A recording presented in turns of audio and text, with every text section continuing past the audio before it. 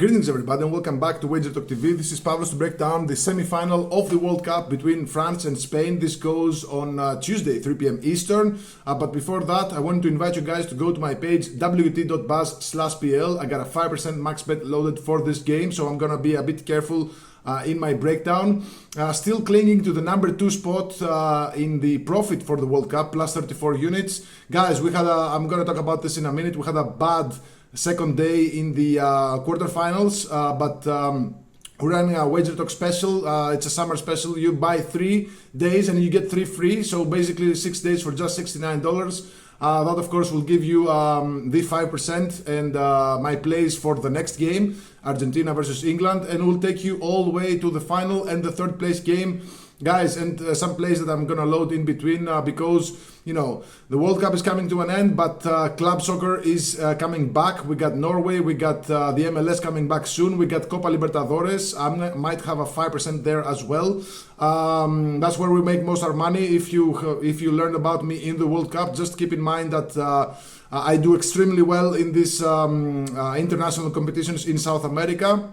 We got the Copa Libertadores knockouts coming up, and we got also the Leagues Cup later in July, I believe. So head over to my page, you'll find all about it. Onwards to our free play. Let's look at the odds here.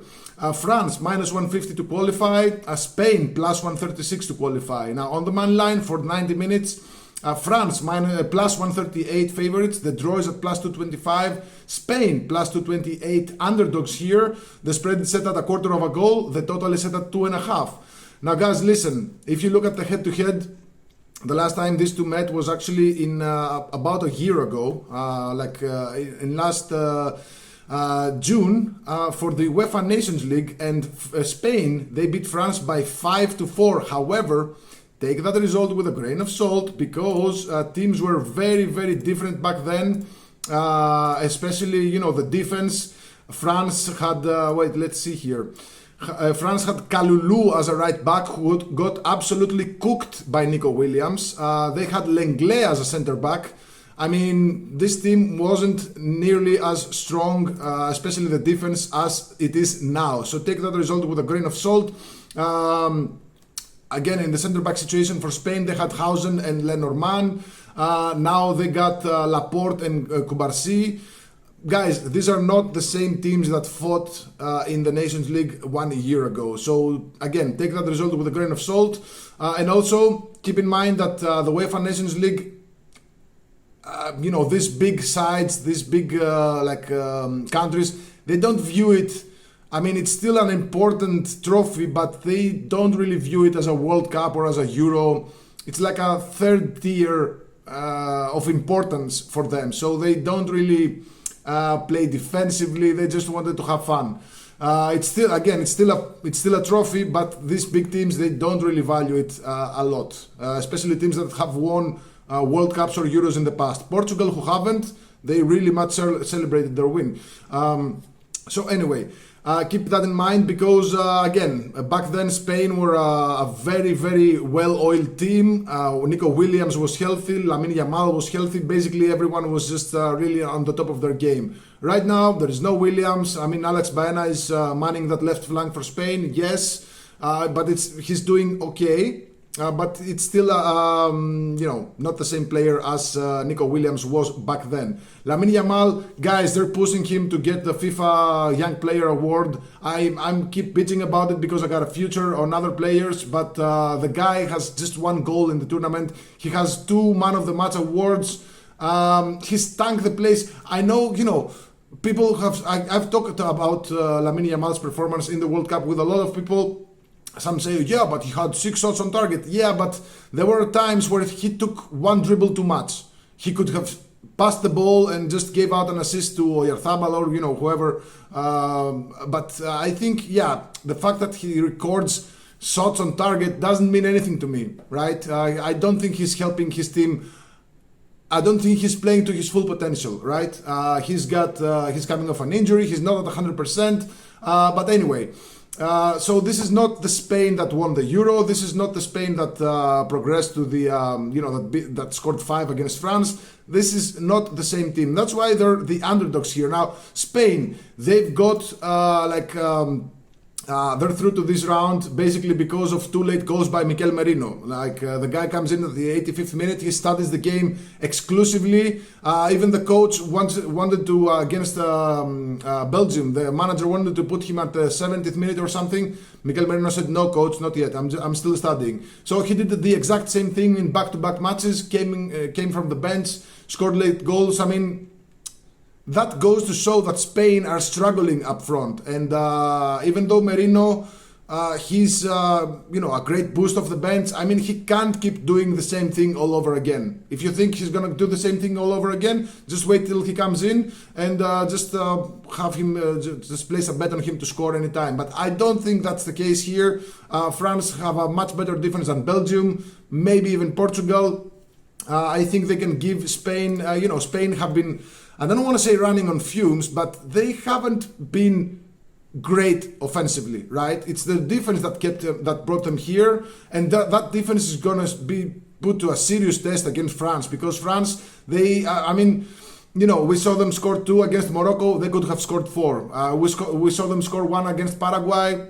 I mean, yeah, Paraguay played massive defense. They were teethless up front, so France had the ball possession and the upper hand through the entire game. Now Spain, they don't really allow the ball possession a lot to. Actually, the last team that had ball possession against Spain was France.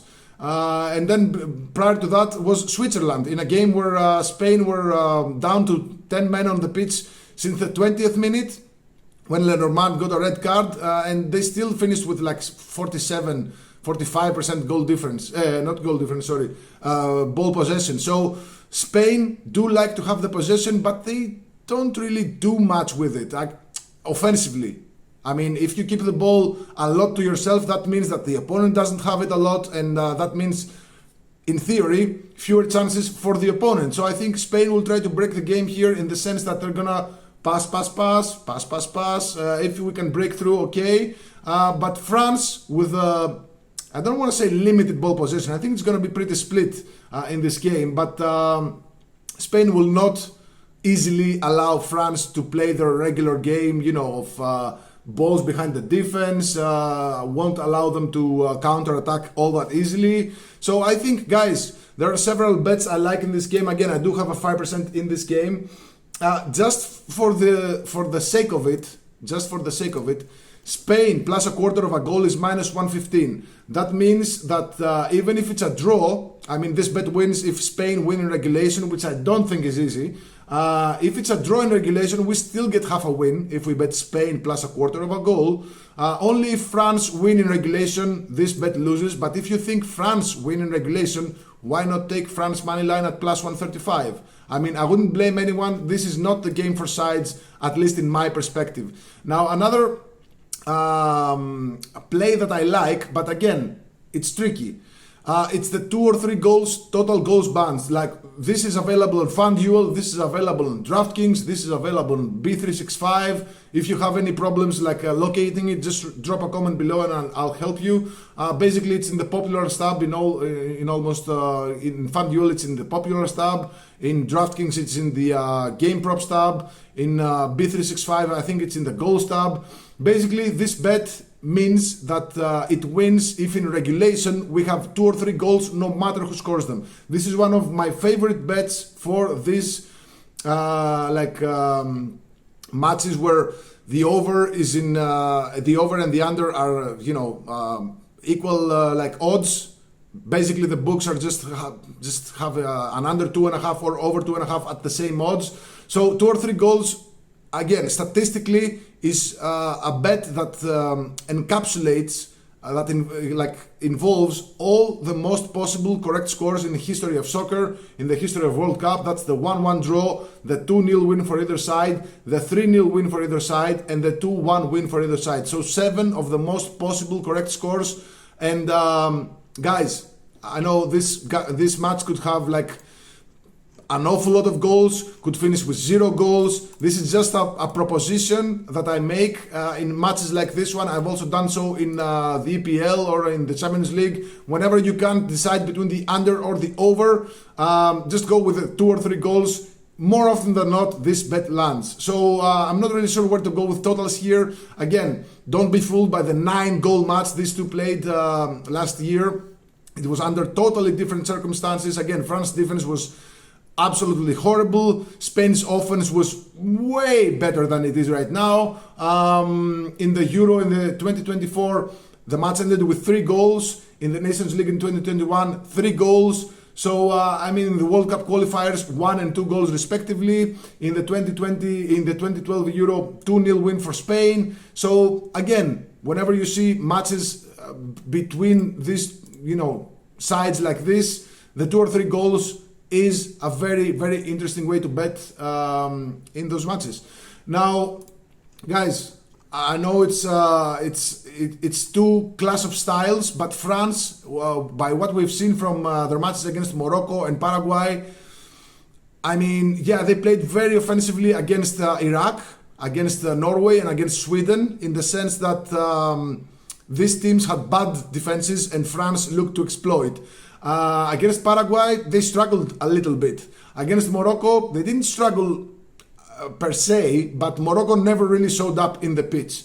I mean, France were never really threatened. They scored a goal, then they scored another. There was no reason to score a third. I mean, this game could go down to the details. I mean, you don't need me to just say that. You can see it for yourselves. 2 of the best teams in the competition. But again, Spain have been cruising for a bruising. Will France deliver that bruising?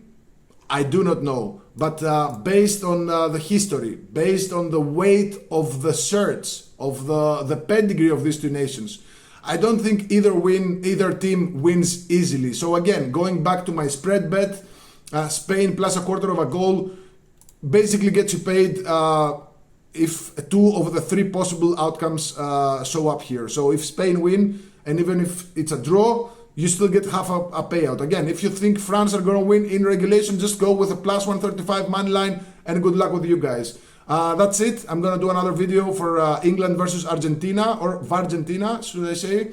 Although England were heavily favored in that game as well. So yeah, head over to my page, wt.buzz/pl. Guys, I'm number 2 in World Cup profit. Just a couple of words about what happened in the quarterfinals. We had Haaland to score anytime, including extra time. Sorloth and Haaland, they go 2 versus 1 in the English defense, and Sorloth has a clear pass to Haaland, who is wide open and just dribbles, then dribbles once more, and then shoots on the defender. Guys, I mean, you can't make that stuff up. And in the other, I got a 4% with Argentina to qualify and Switzerland under 3.5 shots on target. Argentina led 4 shots on target to Switzerland. And Switzerland were the first team to record 4 shots on target against Argentina in the last 2 World Cups. I rest my case, and then shortly after recording their 4th shot, which basically destroyed our bet, they got a red card. So, I mean, really bad luck. But the read was right. So anyway, head over to my page, wt.buzz/pl, 5% max bet going for France versus Spain on Tuesday.